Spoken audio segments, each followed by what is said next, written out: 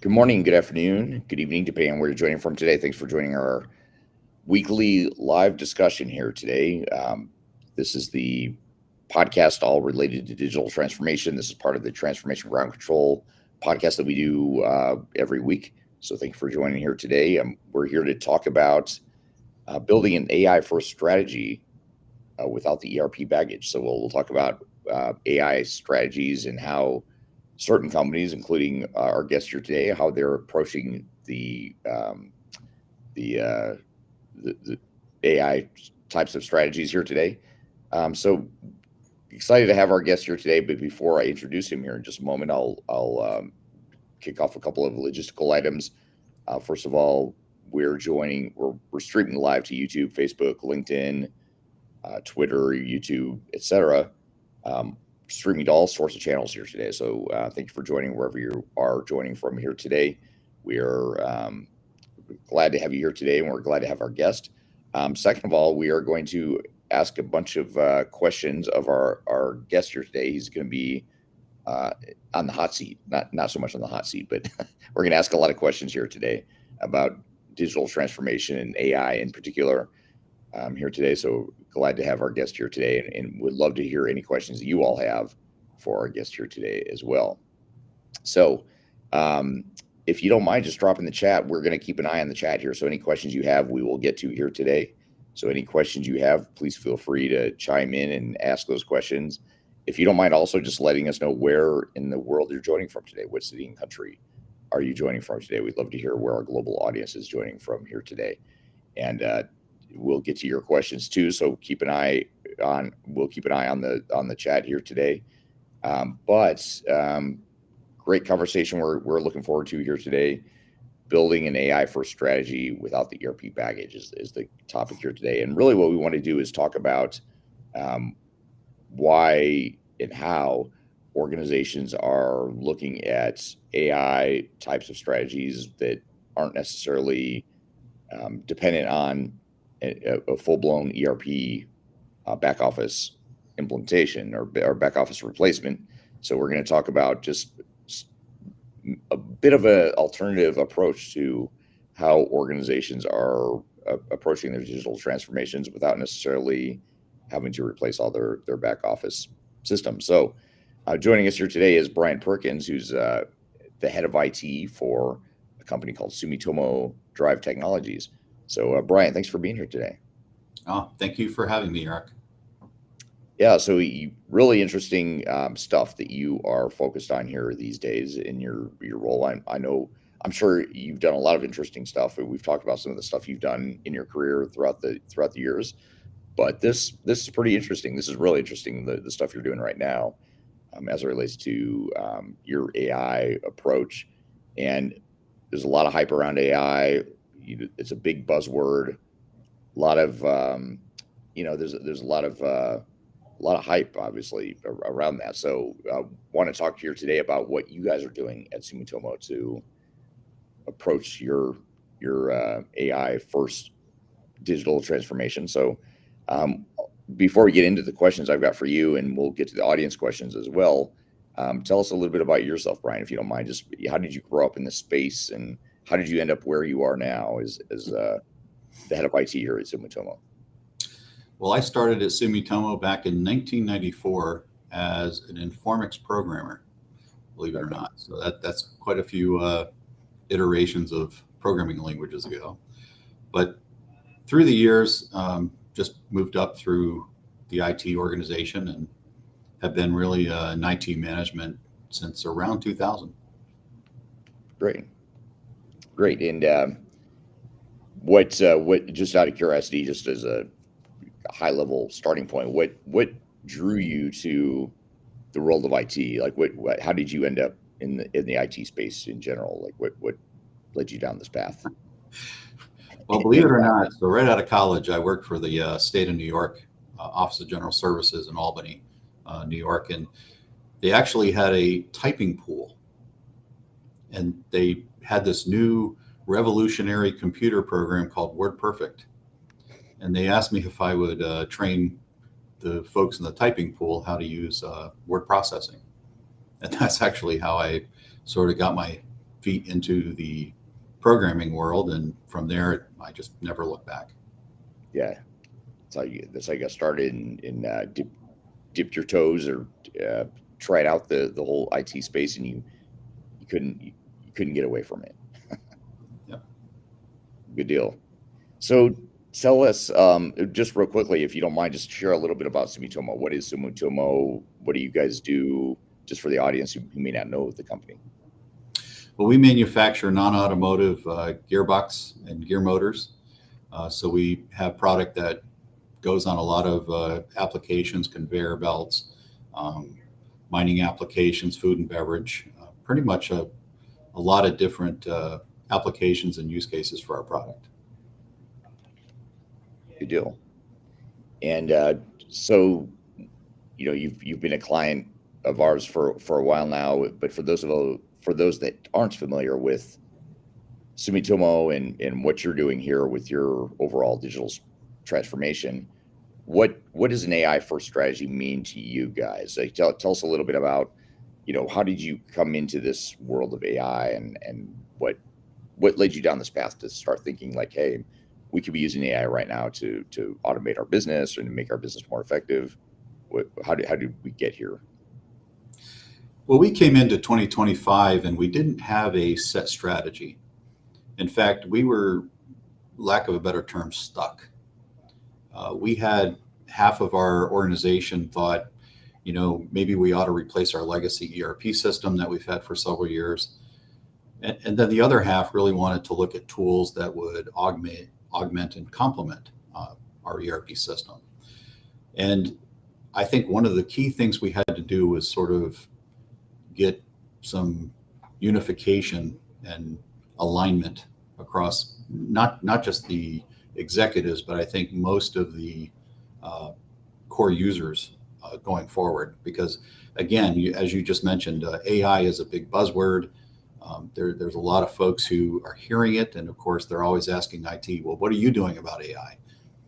And we didn't really know what direction we should go, so that's why we engaged Third Stage to come in.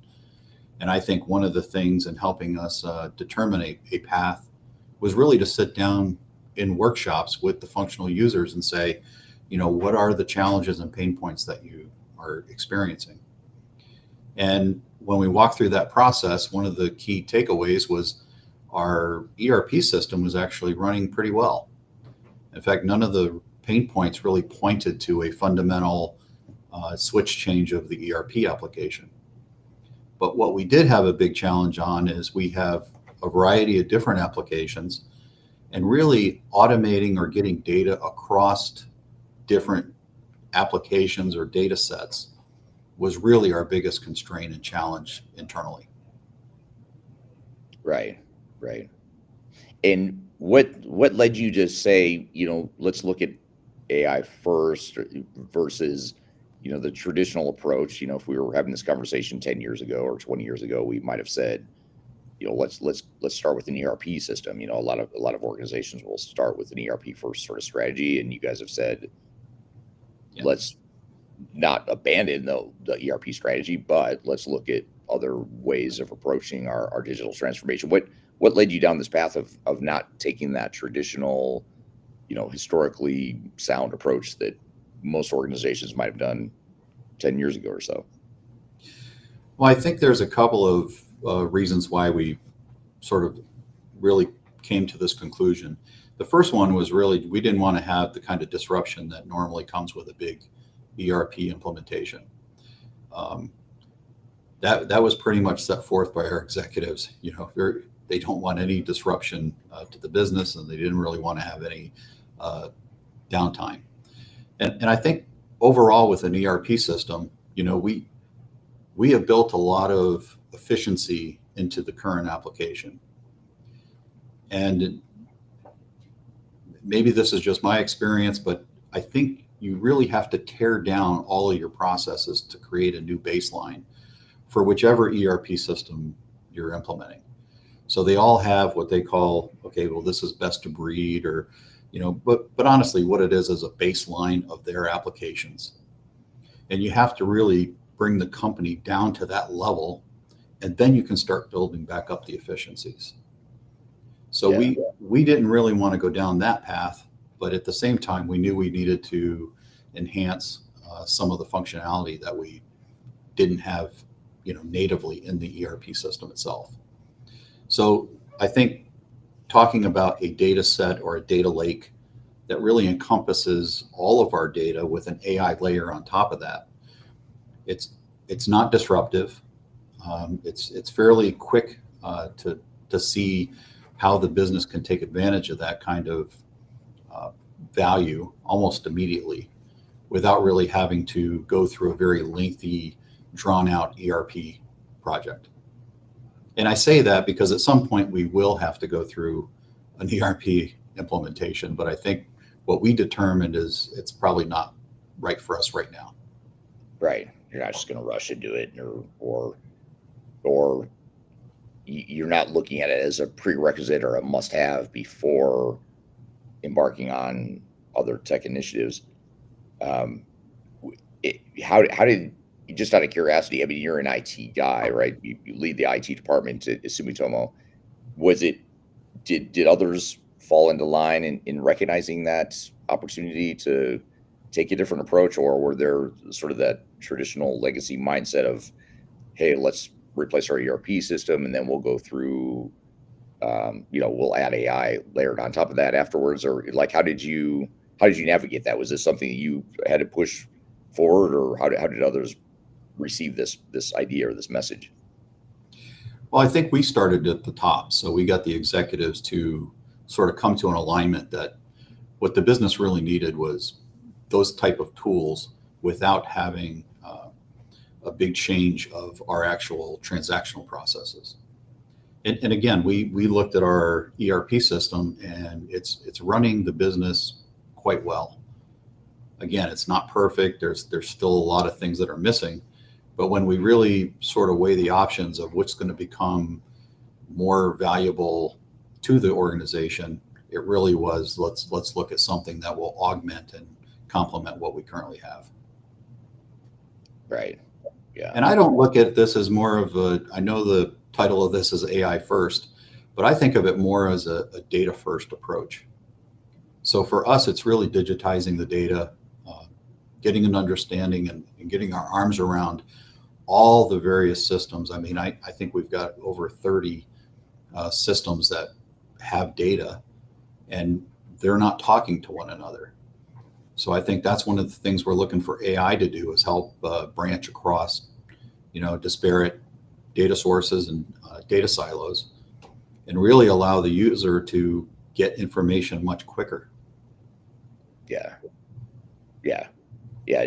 A different approach. I mean, not everyone's thinking that way. And that's what's so interesting is, I think for those of us that grew up in the space, the tendency is to think data first, as you mentioned, data first, let's get an ERP system, let's get that in place. And what did you do? Just coming back to this data concept, because you hit a really good point, which is AI doesn't really mean a whole lot or do a whole lot for an organization if the data is not right and you don't have clean, accurate data in the systems that you're working from. But how did you approach that? I mean, what did you find as you got into this? I mean, as far as, was the data okay, or was it a massive undertaking to clean that up, or how did you approach the data side of things? Well, we're still pretty early in the journey, so I don't have a definitive answer for that yet, but I think there is going to be quite a level of effort that we have to undergo to sort of get some of those data sources pulled into a data lake or a data warehouse type application. Right. Yeah, very interesting. I want to turn to the audience real quickly and say hello to some people that are commenting here. Darian on LinkedIn says good morning. So good morning, Darian. Thanks for being here today. 𝗪𝗵𝘁 says good morning from Southern California. 𝗪𝗵𝘁 on LinkedIn says hello or good afternoon from South Africa. Thanks for being here today. And we have Dennis Anthony here today joining on LinkedIn. Thank you for being here today. Someone's joining from New Jersey. I don't see the name here, but someone, unfortunately, it doesn't tell me the name of the person, but whoever you are, thank you for joining from New Jersey here today. And Yeah, there's hopefully everyone's on here okay. Someone on LinkedIn says, has it started? Screen says still waiting for us to start. Hopefully you're in okay now. And then here on oops, let me go back to here. From 𝗪𝗏𝘁 on YouTube, I'm a 14 years experience in Oracle and ERP architect. What is the next step that I should take in my career? While AI agents are evolving, would like your suggestions towards career direction.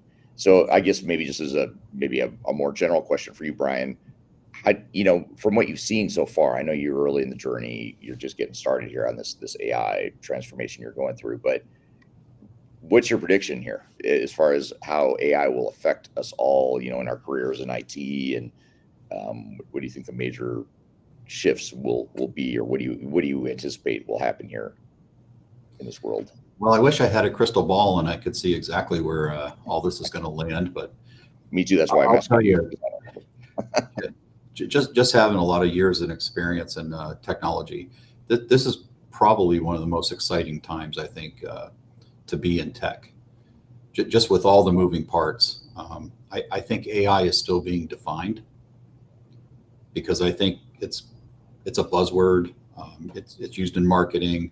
Every vendor is trying to determine how AI is going to apply to them. But I think what we're seeing in the broader market, I mean, especially with the news yesterday of AMD and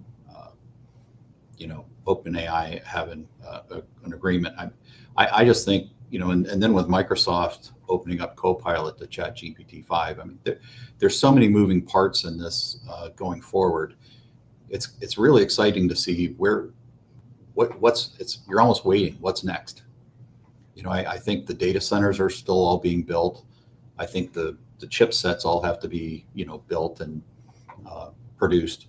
But I think once this really starts to take shape, it absolutely has the potential to revolutionize this industry. Yeah. But I think short term for us, I mean, what we're really looking for is to allow users to get access to data much faster. If we have the right data, then we can minimize, internal errors that obviously cost us time and money. And for us, a big part of our operating model is to, exceed our customers' expectations, especially on hitting their delivery date for product. And again, one little thing that we can really maximize is trying to decrease the amount of potential opportunities that come up that are constraints against working towards getting the product out the door. Right. And I think AI will definitely help us when we can access all of our corporate data from one place. Yeah. And speaking of data, this is an interesting question here from 𝗪𝗵𝘁 on LinkedIn.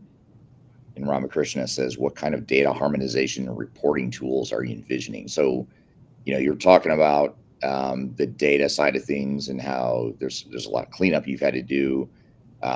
Tell us a little bit about the whole data journey. I know it's not the most exciting topic to talk about, but but data is it's a necessary evil, right? Especially with AI. It's always been a necessary thing, something that's very important. But now with AI, it's even more important, because bad data, if you've got garbage in, you've got garbage out from an AI perspective. But how did you approach the whole, tell us a little bit about, just at a high level, what did the AI or the data harmonization journey look like for you guys? Well, I think for us, what our approach really is right now is we're targeting specific use cases. So we're not trying to throw all of our data into one big pool and then try to normalize it after the fact. We're taking very specific use cases, and we're trying to align the data that goes to those use cases. And once we sort of have that set, we can understand, what kind of data cleanup is required, if any. But especially when we get to engineering data, we know we've got duplicates in our data set. We've got some other cleanup to do. But whenever we finally get to a point where we feel, that can be normalized easily through an AI tool, then we'll be able to see that through the value that it produces for the specific use case that we were solving for. Gotcha. Yeah, that makes sense. And I think as far as the other question, part of the question was reporting. So we do use a BI tool, and I think, you know, between that and some of the reporting that we do out of our ERP, we'll be able to sort of see what kind of data cleanup we have to do continually. Yeah, yeah. Now, what about looking at specific use cases within Sumitomo's operations? Like, there's a lot of hype around AI. There's a lot of opportunity for AI to automate and to enable better processes for lots of organizations. But a lot of our clients, including yourselves, you know, you start to ask the question of, where do we start? You know, how can we get some low-hanging fruit, some quick wins? How can we leverage AI without trying to boil the ocean? Like, how did you guys view specific use cases, or, you know, how did you identify those use cases that are going to be the most valuable or the most opportunistic in terms of AI use cases? Well, I wish it was all on, you know, the decisions we made, but quite honestly, it was whenever we had third stage come in and actually walk through the workshops with the users. And when we realized, you know, where are the constraints, where are the challenges and the pain points that we have today, we took those, and then we started to say, okay, what if we could have access across data sets? What if we could have automated processes for notifications or other type of transactions that weren't just within one specific data silo? And I think once we started to dream a little bit, that started to open up some opportunity for, you know, this is how we really ultimately would solve the problem.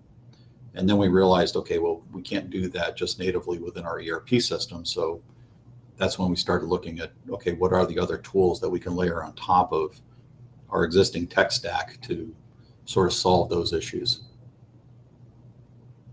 Right, right. Yeah, and it's you know, a lot of organizations find that, you know, you can get lost in AI. I mean, there's so many ways that AI could be helping the organization, but you have to prioritize, right, and figure out which ones have the most immediate opportunity without, you know, with the least amount of risk. You know, how did you guys approach that side of it, as far as understanding where, you know, how did you prioritize or narrow it down to where AI could help the most without necessarily disrupting or getting too enamored with AI, if that makes sense? Well, I think the first process we really wanted to tackle was really creating that data lake, data pool, and then have agentic AI calls on top of it, because that really will allow the users to start getting access to data, or to start seeing trends that today we don't see because we don't have any cross-pollination between the data sources.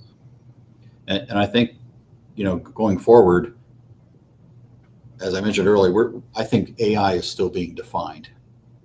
So in some cases, is it automating a transaction? Is it just automating a notification to send an email when some triggered event happens?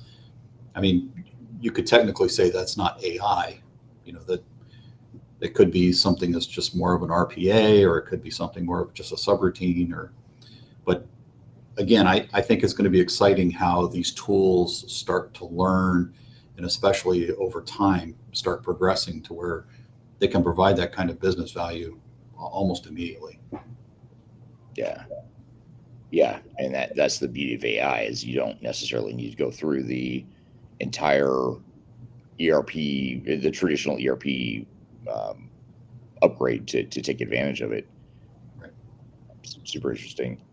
So here's a comment or question here from Dennis on LinkedIn.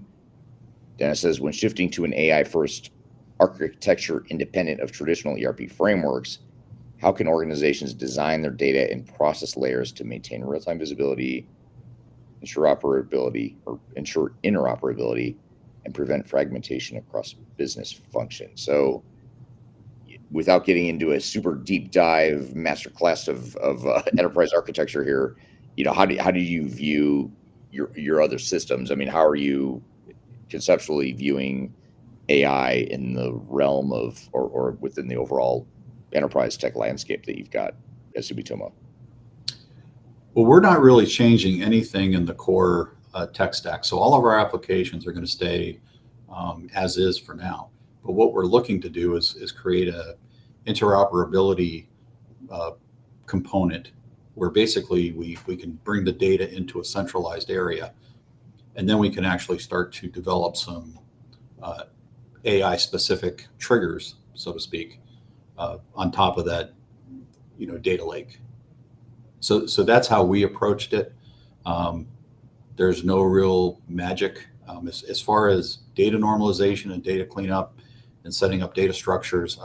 We're still in the midst of that, so I don't really have any great guidance to give on that point yet. Right. Still to come. Yeah. We'll ask you again in a few months, and you'll probably have a better idea once you've gone into the line of fire related to that. And this might be a similar question that you can't answer yet, but we'll try it anyway. This is from Darian on LinkedIn. And what's been so far in your journey? I know it's early and there's a lot more to do here, but what's been the hardest part about harmonizing data across 30 plus systems so far? When you look at the data side of AI, what have some of your initial conclusions or findings been? Well, I think instead of just conclusions, one of the topics that we're still discussing is, how much data cleanup do you really have to do? I think when we started this journey, we heard, well, you don't really have to do any, just sort of throw it all in one big pot and then let AI sort of, normalize it through its processes. But I think when we start looking, again, we're focusing on specific use cases. So we're not just trying to boil the ocean and stick all of our data in a central repository all at one time.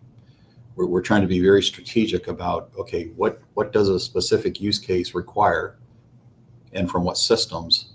And then looking at that data and say, okay, do we have to do some very specific data cleanup, or do we just sort of throw it all in and then start trying to run some queries against it? Right. So we really haven't got down to too much very specific data cleanup exercises yet. Yeah. We're still trying to even determine what data sets we need. Yeah. And what the status is of the data sets you have and where you need to clean up and all that. I imagine that's a big undertaking. And it's interesting because data's, it's one of those things that you've had it for however long, you've had those data sets, but now you start to look at it like, is that what we need? Is that the real, is that data set going to work for us, in this AI environment that we're entering into? I imagine that's a good point of self-reflection. And it's also good because, a lot of people listening here today, I think, would probably relate to the fact that AI has been a challenge for them. Having clean data and accurate data is a challenge for a lot of organizations, but it gets magnified or it gets underscored by the fact that you're trying to deploy AI now, and AI will not work well or be effective without good data. Yeah, and I think, especially when we're trying to do data for BI applications, and BI reporting, I think it follows a very similar track. So the first thing you need to do is identify what are the data sets that you really need. And then for us, we were pulling data from different data sources into a BI tool to get that sort of cross application reporting. But again, that's only reporting. It still doesn't have the detail level that you really need to make business decisions. So I think AI, what we're really hoping is that, the AI will sort of magnify what we're sort of seeing with our BI tool, and really help us to sort of determine where the real true north is. Because right now you can get a lot of, different results, I guess, out of AI. So I think that's part of our process too. We're cautiously optimistic as we go down this path. Right.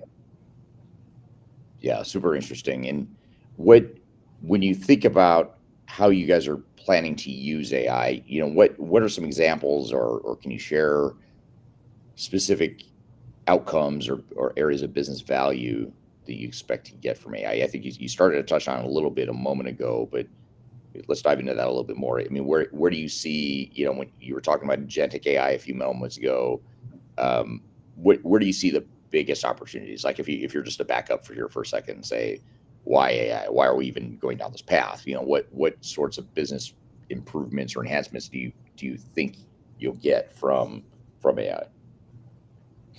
Well, I think the bottom core for us is twofold. So first of all, it's just access to data quickly.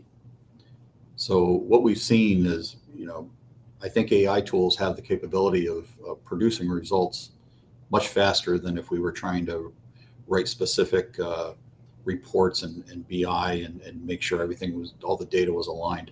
I mean, it sort of crosses all of your data sets and pulls in a variety of different kind of data to give you the result. And the second thing is really just the notification type transactions. So, when one system is being utilized, for example, for us, we're a big engineering company as well. So, if engineering is pulling out a CAD model to do modifications, we want it to go check the ERP system to see if we've actually sent that model out to a vendor or supplier to make a part for us. And today that's still a manual triggered system. So someone would have to remember, okay, well, we've got to go check to make sure that it's not actually on an open PO. But we want AI to sort of do all that automatically. Right. And notify us and say, hey, that's on a PO that hasn't been received yet. So you need to make sure you update the revision or notify procurement that there's a revision. Right. Right. And that's just a specific use case that we have for crossing between applications. Yeah. And I think that's key though, is to have that clarity around, where do we think we can improve our business and get business value? Because I think, it seems like a lot of organizations right now, a lot of clients we work with are getting almost too enamored by AI. There's too much fluff and hype and excitement around it without a clear vision of what it is you want to get out of it. What exactly you're trying to do with your business. And it sounds like that's what you've spent a lot of time doing is let's define those areas where we think we can get some quick wins or get some immediate value out of AI. What when you think about innovation and risk, and this is interesting from a couple lenses. You think about innovation and risk. How can we be innovative with AI and take advantage of this emerging technology without getting too crazy? Without taking on too much risk. Especially, I guess I ask this more from a perspective of being a Japanese-owned organization that, not to be too stereotypical, but a lot of Japanese firms are risk adverse, right? They don't want to take on a huge amount of risk. And to some, this whole AI journey you're on might sound risky. Sounds like a little bleeding edge for some organizations. How did you balance that? How did you balance the need for, taking on innovation and being creative with your use of technology, but at the same time managing risk? How did you balance those two things? Well, what we like to do is we like to pilot things first before we just go all in, and then we like to scale. So once you sort of prove out, maybe with a small use case, or I think people, when they start to see the potential value of, like you mentioned, a quick win or something of value that you're struggling with today, or a challenge, and if you can sort of mitigate that challenge with some kind of solution, that also starts to get more users engaged. So it gets the users engaged, it gets management engaged, because now they're seeing, hey, this thing can potentially help us. And so we like to pilot first and then scale, because you're right. We are very conservative when it comes to innovation. We're not going to just throw everything, and especially a bunch of money. I mean, we're a manufacturing company, so I'm always competing against bridge mills and other, equipment that's needed on the manufacturing floor. And it's really difficult to just get, money to just say, hey, we want to go, buy this AI solution. Right. Just because it sounds fun. Yeah. Right. Yeah. I've got a little extra time on my plate here. Let's go embark on an AI initiative. How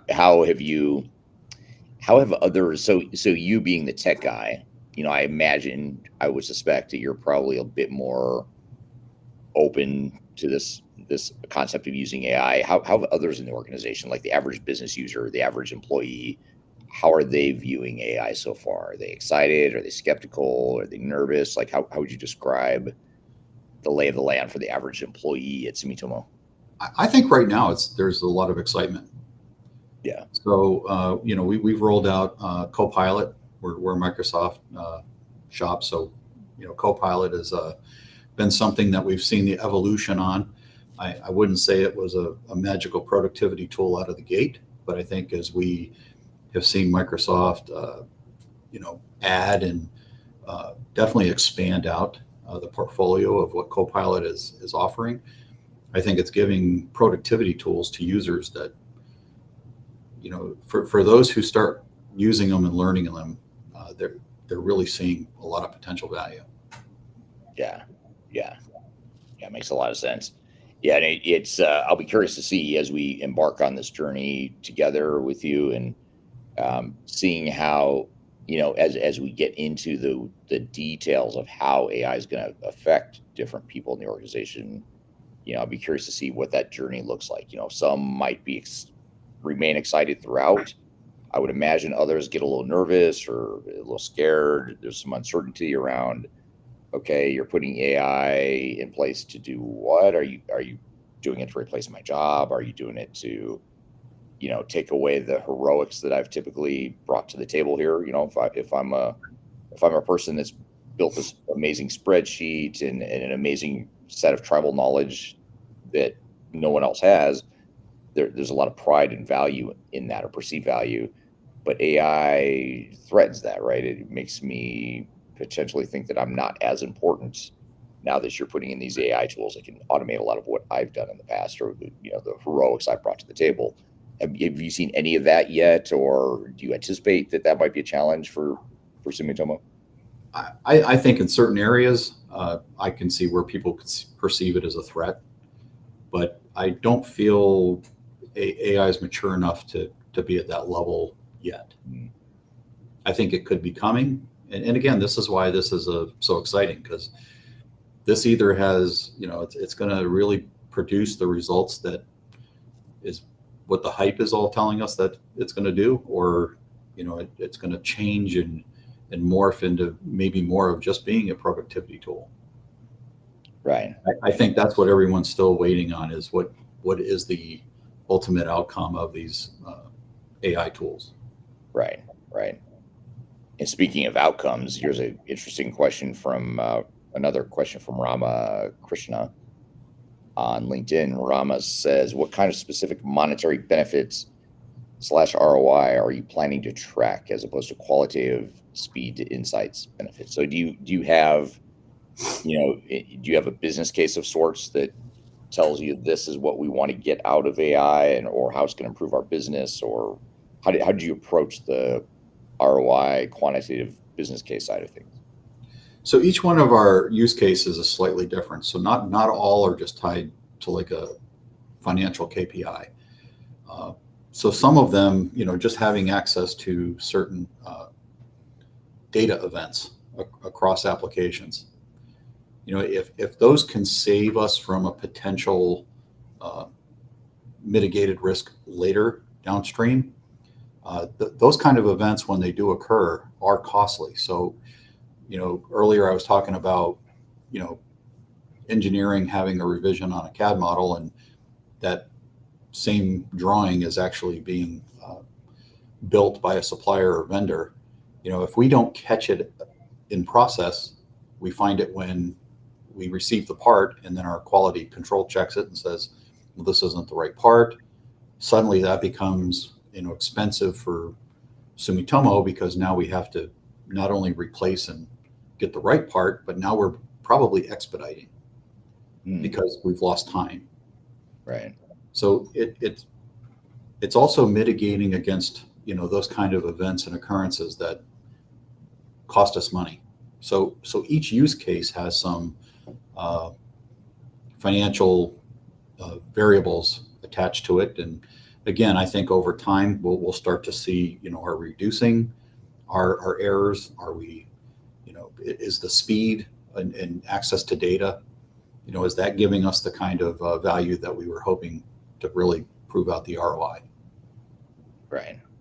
We aren't there yet. We're still pretty early in the journey, so I don't really have a lot of metrics to show against. Right. You haven't done the full benefits realization activity yet to see what benefits we actually got and that sort of thing. Right. So when you think about the traditional enterprise tech landscape, how do you ensure that AI is integrating with that? So, you've got your legacy system, you've got your legacy data, processes, all that stuff. How are you putting this all together? You've got AI, which is obviously very forward-thinking, innovative technology that is new to most organizations. How do you balance that, or how do you introduce AI into a world where you've got these legacy systems and data sets, and in some cases maybe the technology is a bit outdated, but you're still bringing AI into the landscape here? How did you balance all of that? That. Well, our strategy is basically to pull the data out of all of our current existing systems and pull it into a data lake, data warehouse solution, and then have the AI run on top of that. So we're not actually modifying or changing any of our specific data elements within the applications. Those are all staying as is. Right. And we see that as a big benefit because, again, there's no disruption. We don't have to change any of our existing systems to accommodate it. We're actually creating something new. And I think when we're moving in that kind of environment and that kind of model, it actually opens up to where, we're sort of building a greenfield, but it's actually sitting on top of our existing tech stack. Right. That's super interesting. And what would you advise organizations to do that maybe are working off these semi-outdated or just older legacy systems, but they're thinking about embarking on an AI strategy like this? What are the biggest takeaways or lessons you would share with other peers, IT directors, CIOs, that sort of thing? I think the biggest benefit we got, because again, when we started this in the beginning of the year, we didn't have a specific strategy to go down. We weren't just saying we're going to go all down this AI journey. I think it was really the workshops and getting the feedback directly from the users to say, where are your challenges? Where are your pain points? Where are the constraints? And very quickly, I think it not just to IT, but I think to the general departmental users, they realize very quickly it's not necessarily the ERP that's our constraint. The biggest challenge was data.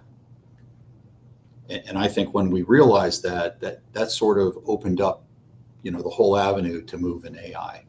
I think if we had just chosen an AI strategy at the beginning of the year, we still would have been fighting this whole, technology obsolescence question about our legacy ERP. But now that we've already gone through that exercise, it really pointed everybody and created an alignment of this is really what we need to do next. Right. Yeah. And how was it? How were your executive peers perceiving this whole thing? Were they excited about it as well? Were they maybe unrealistic about the hype, or were they buying into the hype? I mean, how did your peers view AI, when you first brought this to the table, or when you guys first started discussing this? again, I think the alignment with the executives happened relatively quickly because, again, we were getting realistic, output from those exercises that really was pointing to the ERP system. Yes, it's an older legacy system, but it's running pretty efficiently and it's still scalable. So we don't have any huge constraint on the ERP side. And I think once they sort of got comfortable with that, then the next thing was, okay, what's next?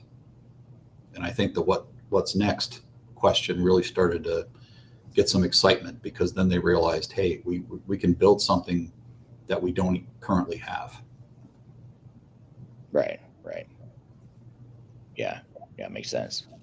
And what about when you think about impacts to the organization, to the average employee job, to just the operations in general? I know it's early still, but we're in that phase with you now where you start thinking about how is this going to impact people? How are they going to receive it? How are we going to help them through the journey and through the transition? What early lessons do you have from that, knowing that you haven't gotten deep into it yet, but how organizationally, how do you see this affecting Sumitomo? I don't really see, I don't think it's really taken hold of the organization yet. I think there's a few key users who are excited about the potential, particularly those that are dealing with some of the biggest challenges and constraints. They really want to solve these problems. I think they're more engaged than other folks. I do feel a lot of people are still on the sidelines waiting to see, is it really going to do what we think it's going to do? Right. Yeah. A lot still to be determined, right? Right. So for those fellow CIOs and IT managers that are listening in here today and they're thinking about potentially embarking on an AI journey like what you're embarking on right now, what big lessons or takeaways do you have? I mean, what's if you had to give one piece of advice to people that are just getting going on this journey, that are a little behind where you are, but they're ready to dip their toe into AI and start deploying AI within their organizations, what's the big takeaway you've got so far, the big lesson? I would say try to get that organizational alignment up front, because that gives you momentum. And that momentum then bleeds to more engagement from individuals. And I think specific to AI, I think it's, also approach it with some caution. Because again, what is it that you're really defining? I mean, is it true artificial intelligence, or is it really more of a subroutine or RPA that a vendor has? And I think, even for us, we don't know all of the pitfalls yet. We're still in the journey.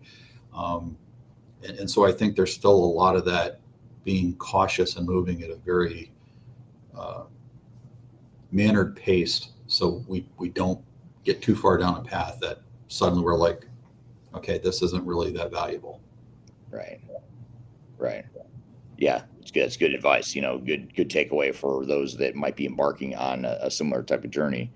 But really appreciate you being here today, Brian, to share your experience so far. I know there's a lot left to learn. I'd love to do a checkpoint with you here in a few months. I'm sure we'll both know a lot more and have a bit more experience under our belts with AI here in the coming months. But really appreciate you sharing sort of your in the trenches view as you're getting into it right now. So thank you for being here today. Oh, thank you, Eric. Appreciate it. Absolutely. And thank you to the audience for being here today. I appreciate you all being here and listening in today. If you are interested in more AI strategy types of content, check out this guide to AI strategy and implementation. That's a guide you can get off our website for free. Just scan the QR code right here. I'll include a link below. A great guide, but it does not contain the knowledge that we just discussed here today from your lessons, Brian. So thank you for being here today and adding to our collective knowledge here as it relates to AI strategy. We'll release this podcast in a week from today as a formal episode of Transformation Ground Control. You can go to transformationgroundcontrol.com to see all the past episodes, and keep an eye out for this one that will be released next week. So thanks for being here to the audience. Thanks for the great questions. Thank you for being here, Brian. Hope you all have a great week, and we'll see you next week, same time, same place, where we always talk about this stuff related to digital transformation from a tech agnostic perspective. So thanks again, Brian, for being here. I appreciate you being here today. Thank you. All right. Well, have a good week, everyone. Take care, and we will see you all soon.